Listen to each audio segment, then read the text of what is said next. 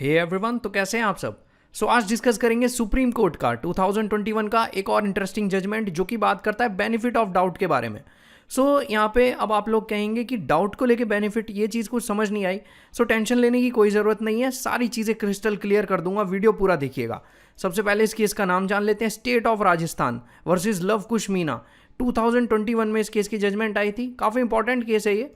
कुछ facts clear कर लेते हैं इस केस के रिगार्डिंग जो है। आप देख सकते हैं ये है लव कुश मीना, बेसिकली ये इस केस में है रिस्पोंडेंट।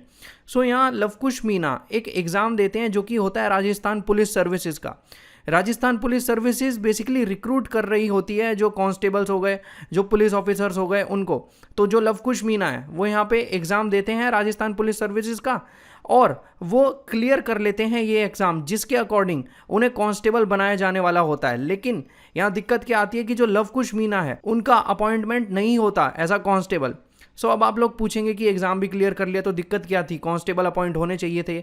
देखिए बात ये थी कि जो उस टाइम पहले उन्हें चार्ज कर लिया जाता है अंदर सेक्शन 302 जो कि बात करता है मर्डर के बारे में, सेक्शन 323 जो कि बात करता है punishment for causing voluntarily hurt, 341 जो कि बात करता है पनिशमेंट फॉर रॉन्गफुल रिस्ट्रेंट के बारे में, and section 34 of Indian penal code जो कि बात करता है कि जब कोई भी ऐसा एक्ट जो कि किया गया है सेवरल पर्संस के द्वारा विद अ कॉमन इंटेंशन, उसके बारे में बात करता है सेक्शन 34 इंडियन पीनल कोड का।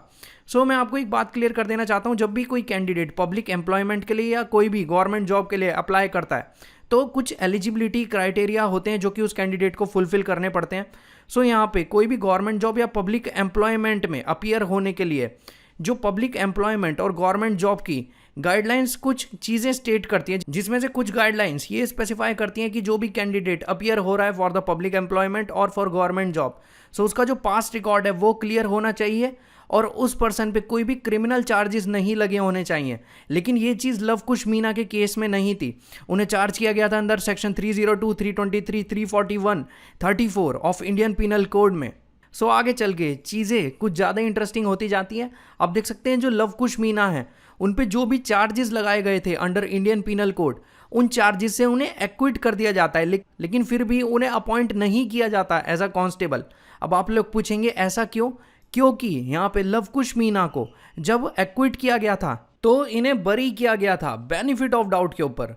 बेनिफिट ऑफ डाउट का सिंपल मीनिंग होता है कि जब कोर्ट खुद श्योर नहीं होता कि जो एक्यूज्ड है वो इनोसेंट है या गिल्टी है।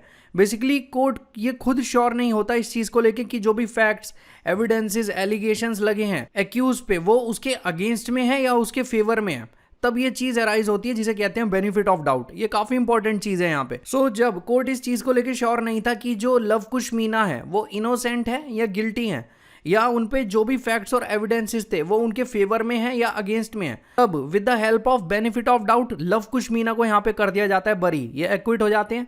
लेकिन इनका अपॉइंटमेंट फिर भी नहीं होता एज अ कांस्टेबल, क्योंकि यहाँ ऑनरेबल सुप्रीम कोर्ट कुछ चीजें मेंशन करते हैं। आप देख सकते हैं ऑनरेबल सुप्रीम कोर्ट कहते हैं भले ही जो एक्यूज्ड है उसका एक्विटल हो गया हो बेनिफिट ऑफ डाउट के बेसिस पे, लेकिन ऐसा कैंडिडेट जो कि बेनिफिट ऑफ डाउट के बेसिस पे एक्विट हुआ है उसका एनरोलमेंट नहीं होगा इन पब्लिक एम्प्लॉयमेंट और वो एलिजिबल भी नहीं होगा पब्लिक एम्प्लॉयमेंट के लिए। काफ़ी इंपॉर्टेंट चीज़ है ये।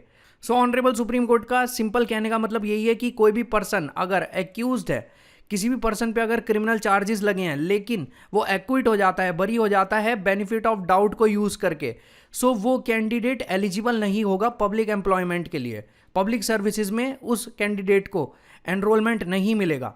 काफ़ी इंपॉर्टेंट चीज़ थी जो सुप्रीम कोर्ट ने मेंशन की थी। मुझे उम्मीद है आज की वीडियो आपको अच्छी लगी होगी। जिस इन्फॉर्मेशन को आप यहाँ गैदर करने आए होंगे वो आपको मिली होगी। Have a great day.